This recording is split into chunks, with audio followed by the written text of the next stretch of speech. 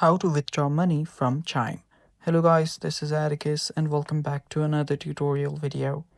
In today's video, I'll teach you guys how you can withdraw your money from Chime.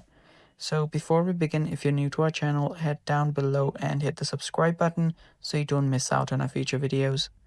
Also, press the bell icon so you get notified when we release our new videos. Now let's begin. So the first thing that you'll need to do is open up your Chime and make sure you're logged in into your account. After you do that, on the bottom side, you will see you're on the home page.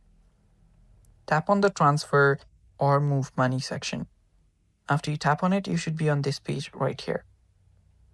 After you're here, you will need to choose on this option that says transfer from other banks. Simply tap on that and you should be on this section right here. Now to withdraw your money from Chime, all you have to do is just type in the amount that you want. Now, if you see a spending account, there you might even see a limit. So if you have a balance there, you can type in amount equal to that balance or less than that. So since we don't have any money in this account right now, I'm just gonna show you what to do. Just type in the amount that you want to transfer, then tap on transfer.